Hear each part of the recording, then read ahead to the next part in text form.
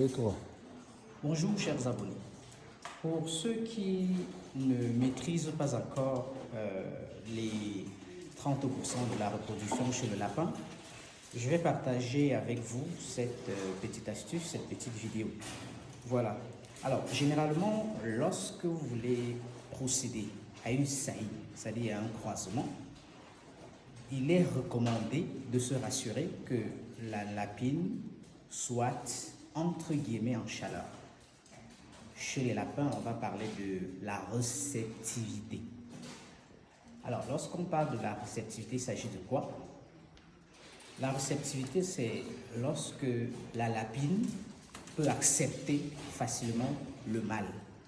Et donc, généralement, pour savoir qu'une femelle est réceptive, il va falloir la tenir comme ceci et vérifier sa vulve. Ainsi, avec le doigt, vous exercez cette pression. Vous allez vous rendre compte, par exemple, que celle-ci, elle mouille un peu. Alors, je ne sais pas si c'est pareil avec les femmes. Donc, celle-ci, elle est un peu mouillée, là, si vous observez bien. Et elle a une vulve qui a grossi et qui a rougi. Je crois que c'est pareil aussi chez les femmes. Donc, généralement, lorsque la vulve d'une mammifère se présente ici, ça veut dire qu'à 90% ou à 95% par là, elle va accepter puisqu'elle a de fortes envies sexuelles. Alors, lorsqu'elle a de fortes envies sexuelles, c'est donc le moment idéal pour procéder à un croisement. On va la prendre et on va l'envoyer dans la cage du mâle. Parce que, bien évidemment, ce n'est pas le mâle qu'on envoie dans la cage de la femelle, mais la femelle qu'on va envoyer dans la cage du mâle. Pourquoi? Parce qu'en général, lorsque vous faites envoyer un mâle dans la cage de la femelle, et bien évidemment, la femelle va s'imposer, elle va affirmer son autorité et elle va chercher à bagarrer avec le mâle. Alors, on va faire donc la petite expérience, on va voir si cette femelle-ci va accepter le mâle, puisqu'elle est réceptive. Donc, on a au moins 90 à 95% de chances qu'elle accepte le mâle et bien évidemment qu'elle ovule.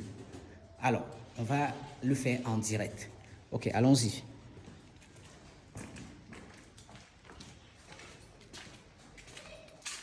Donc, on va l'envoyer auprès de ce mâle et puis on va observer ensemble. Alors, vous voyez, allez, on n'a même pas perdu 5 secondes. On n'a pas perdu 5 secondes. Donc, je profite de l'occasion pour attirer l'attention aux éleveurs qui font envoyer la lapine dans la cage du mâle pour une journée, pour 24 heures. Non, c'est exagéré.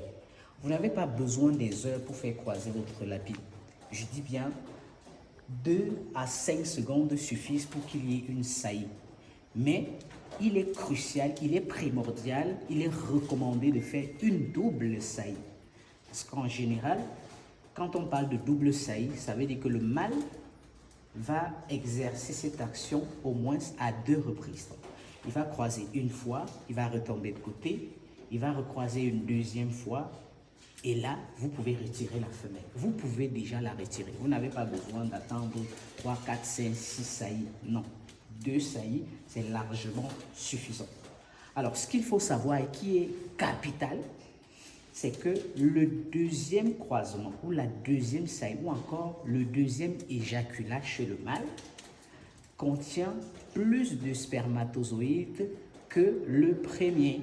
Voilà pourquoi on recommande toujours une double saillie, surtout pour nous qui n'utilisons pas des hormones artificielles pour stimuler les ovulations.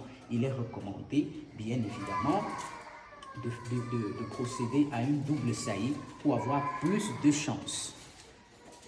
Alors, lorsque vous avez procédé à votre croisement, il est également important, je dis bien important, de savoir que si vous gardez la femelle pendant longtemps chez le mâle, il risque de ne même plus avoir ovulation parce que le mâle va stresser la femelle. Chaque fois que la femelle est présente dans la cage du mâle, le mec va vouloir croiser. C'est-à-dire que si la femelle fait 24 dans sa cage, le mec est capable de faire 100 saillies en 24 heures. Parce qu'à chaque minute, vous voyez, observez, à chaque minute, le mec veut grimper, il veut croiser.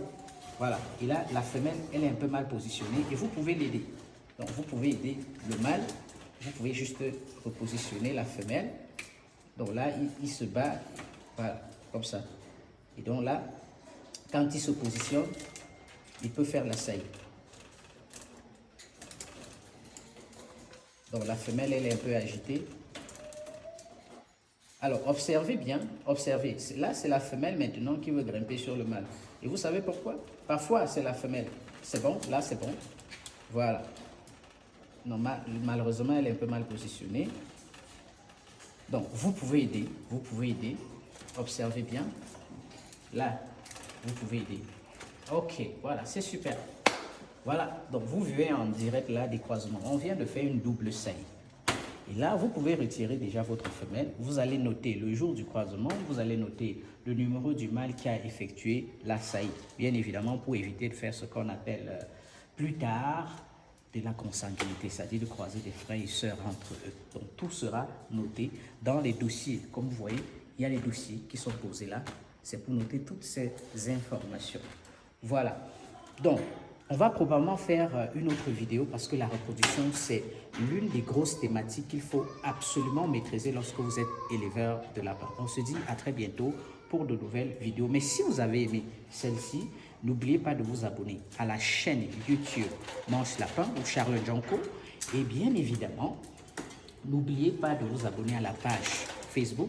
Et si vous avez besoin d'un accompagnement, d'une formation sur le terrain ou en ligne, quel que soit votre pays, alors contactez-nous, on se fera le plaisir de vous donner le max